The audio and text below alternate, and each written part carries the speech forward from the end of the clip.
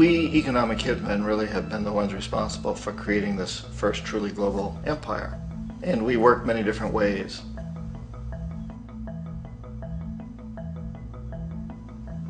But perhaps the most common is that we will identify a country that has resources our corporations covet, like oil, and then arrange a huge loan to that country from the World Bank or one of its sister organizations. But the money never actually goes to the country. Instead, it goes to our big corporations to build infrastructure projects in that country, power plants, industrial parks, ports, things that benefit a few rich people in that country, in addition to our corporations, but really don't help the majority of the people at all. However, those people, the whole country, is left holding a huge debt. It's such a big debt they can't repay it, and that's part of the plan, that they can't repay it. And so at some point, we economic hitmen go back to them and say, listen, you owe us a lot of money, can't pay your debts, so sell your oil real cheap to our oil companies. Allow us to build a military base in your country, or send troops in support of ours to someplace in the world like Iraq, or vote with us on the next UN vote. To have their electric utility company privatized and their water and sewage system privatized and sold to U.S. corporations or other multinational corporations. So there was that whole mushrooming thing, and it's so typical of the way the IMF and the World Bank work. That you put a country in debt, it's such a big debt it can't pay it, and then you offer to refinance that debt and pay even more interest. And you demand this quid pro quo, which you call a conditionality or good governance, which means basically that they've got to sell off their resources, including many of their social services, their utility companies, their school systems sometimes, their penal systems, their insurance systems, to foreign corporations. So it's a double, triple, quadruple whammy. The precedent for economic hitmen really began back in the early 50s when democratically elected Mossadegh, who was elected in Iran, he was considered to be the hope for democracy in the Middle East and around the world. He was Time Magazine's Man of the Year. But one of the things that he'd run on and began to implement was the idea that foreign oil companies needed to pay the Iranian people a lot more for the oil that they were taking out of Iran. The Iranian people should benefit from their own oil. Strange policy. We didn't like that, of course. But we were afraid to do what we normally were doing, which was to send in the military. Instead, we sent in one CIA agent, Kermit Roosevelt, Teddy Roosevelt's relative. And Kermit went in with a few $1 million and was very, very effective and efficient. And in a short amount of time, he managed to get Mossadegh overthrown and brought in the Shah of Iran to replace him, who always was favorable to oil. And it was extremely effective. Bombs overflow Tehran. Army officers shout that Mossadegh has surrendered and his regime as virtual dictator of Iran is ended. Pictures of the Shah are paraded through the streets as sentiment reverses. The Shah is welcomed home. So back here in the United States, in Washington, people looked around and said, wow, that was easy and cheap. So this established a whole new way of manipulating countries, of creating empire. The only problem with Roosevelt was that he was a card-carrying CIA agent, and had he been caught, the ramifications could have been pretty serious.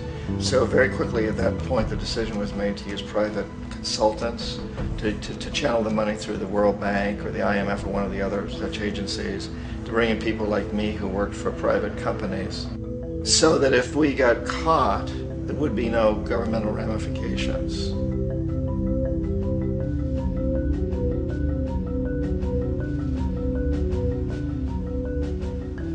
When Arbenz became president of Guatemala, the country was very much under the thumbs of United Fruit Company, the big international corporations. And Arbenz ran on this ticket that says, you know, we want to get the land back to the people. And once he took power, he was implementing policies that would do exactly that, give land rights back to the people. United Fruit didn't like that very much. And so they hired a public relations firm, launched a huge campaign in the United States to convince the United States people, the citizens of the United States, and the press of the United States, and the Congress of the United States, that Arbenz was a Soviet puppet, and that if we allowed him to stay in power, the Soviets would have a foothold in this hemisphere. And that at that point in time was a huge fear on everybody's mind, the Red Terror, the Communist Terror. And so, to make a long story short, Out of this public relations campaign came a commitment on the part of the CIA and the military to take this man out. And in fact we did. We sent in planes, we sent in soldiers, we sent in jackals, we sent everything in to take him out, and did take him out. And as soon as he was removed from office, the new guy that took over after him basically reinstated everything to the big international corporations, including the United Fruit.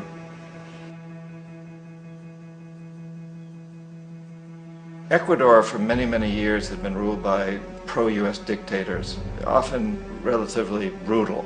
Then it was decided that they were going to have a truly democratic election. Jaime Roldos ran for office, and his main goal, he said, as president would be to make sure that Ecuador's resources were used to help the people.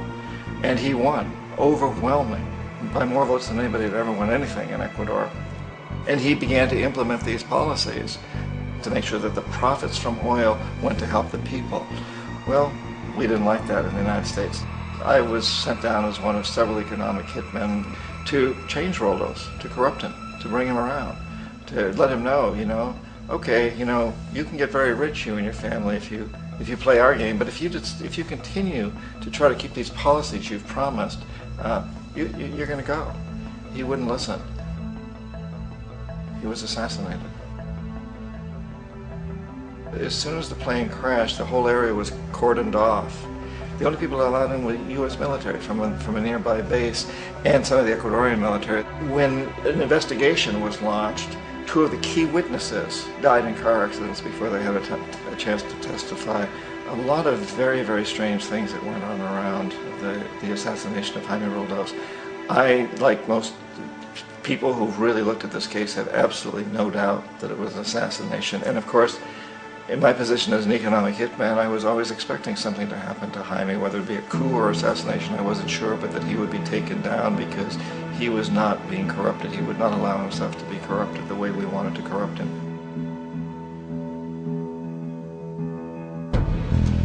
Omar Torrijos, president of Panama, was one of my favorite people. I really, really liked him. He was very charismatic. He was a guy who really wanted to help his country.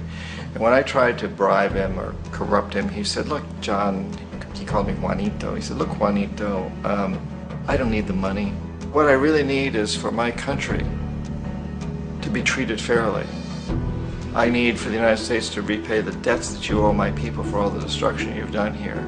I need to be in a position where I can help other Latin American countries win their independence and be free of this terrible presence from the north that you people are exploiting us so badly. I need to have the Panama Canal back in the hands of the Panamanian people. That's what I want. And so, leave me alone. Don't try to bribe me. It was 1981, and in May, Jaime Roldos was assassinated. And Omar was very aware of this. Torrijos got his family together and he said, I'm probably next, but it's okay because I've done what I came here to do. I've renegotiated the canal. The canal will now be in our hands. He just finished negotiating the treaty with Jimmy Carter. In June of that same year, just a couple of months later, he also went down in an airplane crash, which there's no question was executed by CIA-sponsored jackals. Tremendous amount of evidence that one of Torrijos' security guards handed him at the last moment as he was getting on the plane a tape recorder, a small tape recorder that contained a bomb.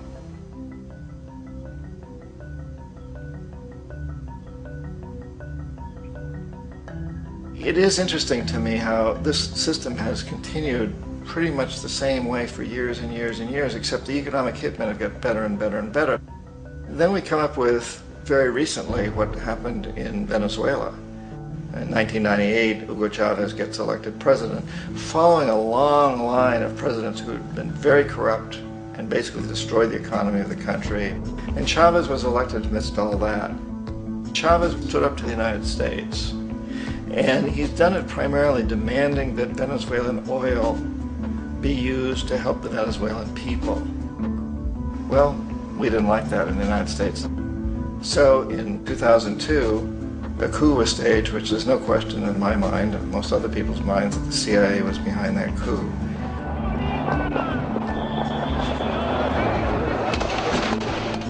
The way that that coup was fomented was very reflective of what Kermit Roosevelt had done in Iran, of paying people to go out into the streets, to riot, to protest, to say this Chavez is very unpopular. You know, if you can get a few thousand people to do that, television can make it look like it's the whole country, and things start to mushroom. Except in the case of Chavez, he was smart enough, and the people were so strongly behind him that they overcame it, which was a phenomenal moment in the history of Latin America.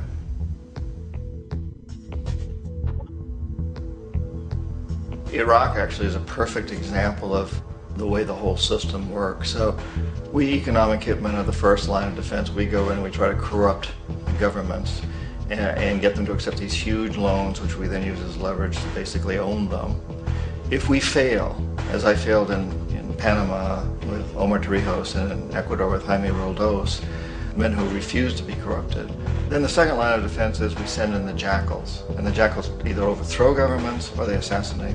And once that happens and a new government comes in, and boy, it's going to toe the line because the new president knows what will happen if he doesn't. In the case of Iraq, both of those things failed. Economic hitmen were not able to get through to Saddam Hussein. We tried very hard. We tried to get him to accept a deal very similar to what the House of Saud had accepted in Saudi Arabia, but he wouldn't accept it. And so the jackals went in to take him out. They couldn't do it. His security was very good. After all, he had one time worked for the CIA. He'd been hired to assassinate a former president of Iraq and failed, but he knew the system. So in '91 we send in the troops and we take out the Iraqi military. So we assume at that point that Saddam Hussein is going to come around. We could have taken him out, of course, at that time, but we didn't want to. He's the kind of strong man we like. He controls his people. We thought he could control the Kurds and keep the Iranians in their border and keep pumping oil for us. And that once we took out his military, now he's going to come around. So the economic hitmen go back in the 90s without success. If they'd had success, he'd still be running the country. We'd be selling him all the fighter jets he wants and everything else he wants. But they couldn't, they didn't have success. The jackals couldn't take him out again, so we sent the military in once again, and this time we did the complete job and took him out, and in the process created for ourselves some very, very lucrative construction deals. We had to reconstruct a country that we'd essentially destroyed, which is a pretty good deal if you own construction companies, big ones. So, you know, Iraq shows the three stages. The economic hitmen failed there, the jackals failed there, and as a final measure, the military goes in. And in that way, we've really created an empire, but we've done it very, very subtly. It's clandestine. All the empires of the past were built on the military, and everybody knew they were building them. So the British knew they were building them, the French, the Germans, the Romans, the Greeks. And they were proud of it, and they always had some excuse like spreading civilization, spreading some religion, something like that. But they knew they were doing it. We don't. The majority of the people in the United States have no idea that we're living off the benefits of a clandestine empire, that today there's more slavery in the world than ever before. And then you have to ask yourself, well, if it's an empire, then who's the emperor? Obviously, our presidents of the United States are not emperors. An emperor is someone who's not elected, doesn't serve a limited term, and doesn't report to anyone, essentially. So you can't classify our presidents that way. But we do have what I consider to be the equivalent of the emperor, and it's what I call the corporatocracy.